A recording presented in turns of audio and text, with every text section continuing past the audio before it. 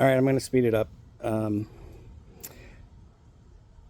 Really, this is where it shifts modes. So we had planned to paddle. The whole reason was to paddle. So I had literally picked this spot because over the years I've been noticing that Baltic Sea paddling, kayaking photos and videos on Instagram and other places were mesmerizing. I was just like struck, and I was like storing it away. And at some point, I followed Mina's Instagram account, and Mina regularly goes out to lakes and the Baltic Sea for paddling, and winter, summer doesn't matter. And so she had ice skating pictures of wild ice skating, and in the winter, e-bike, mountain bikes with studs, doing winter kind of stuff, and then of course spring, summer, fall, shoulder seasons, paddling throughout Finland, but a lot of it in the Baltic Sea. That's her backyard. And so I had sort of over the years thought this is a place that I want to go paddle someday. To be honest, I'd also been following other people, all like some over in um, um, um, um, um, St. Petersburg area on the other side of the Baltic Sea. So, but the Baltic Sea just seemed like a mesmerizingly beautiful place to go paddle. So this was the focus of the trip, and the correspondence that I had with Mina was all about like me setting out a vision of what I wanted. I wanted to go somewhere and paddle. I didn't care as much about seeing all of Finland and having like the whole broad cultural experience. It was like I want to go somewhere and paddle and really kind of go deep and enjoy it. So she had set this up and figured it out and guided me along the way, including at one point I said, 3 nights is a lot to do in one place when I'm only there, 4 nights total. Maybe 2 nights on the island and another night somewhere else. And she was like, if you're going to go to the island, you should spend as much time as possible there. I was like, okay, I totally hear you. That's awesome. And I appreciate you saying that. And so I did exactly what she said. And so paddling was a big part of it. And so she was kind of the assumption that I was like obsessed and I was going to want to paddle the minute we landed that evening, the next day, all day, and et cetera, et cetera.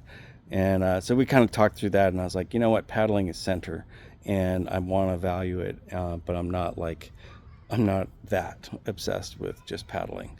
I like the water, I like the whole thing. So we had planned this day after arriving that was going to be our first paddle day.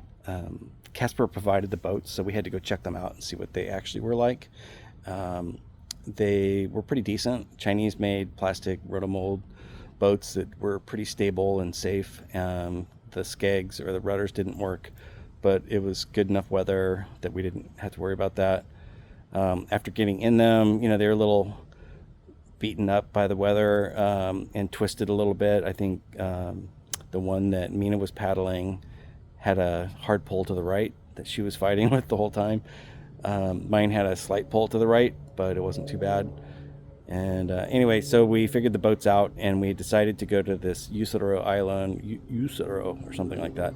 And it's this island on the outer edge of the archipelago, and it was a place that Mina had never been, but she'd always wanted to go. It was far enough out that to get there from where she could put in normally would be a long, challenging paddle, especially if there were weather conditions. And the weather conditions vary a lot. And so it was just too risky and too far.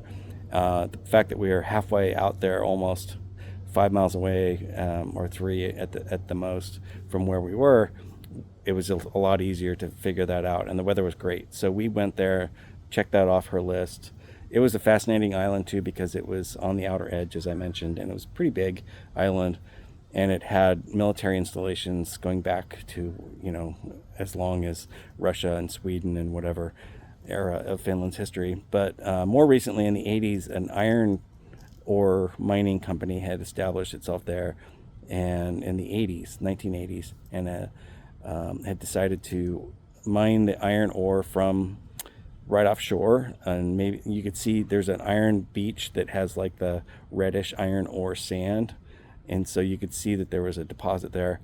Within 5 years, I think, the steel market just tanked and they went out of business. And so they abandoned all their mining stuff, including big processing and storage and other things. And so it was kind of like a ghost town. of an industrial era, but also this historic military. And cool lighthouse and a trail, and we walked around. So we paddled out there about 3-4 miles, paddled across some open water, navigated the channel no problem, got into the harbor and walked around the island and saw some amazing things. The lighthouse that has been converted now into a lookout. Used to be quite a bit taller. I think something happened, like it burned. But so now it's half the size, but it's now part of the interpretive part of the national park that's sort of running it. There's a little diner there, so we had a snack, and then got back on our boats and paddled back. And I'll pick up the story of what happened that evening. It was the second dinner at Casper's house, and it was full of cool stuff.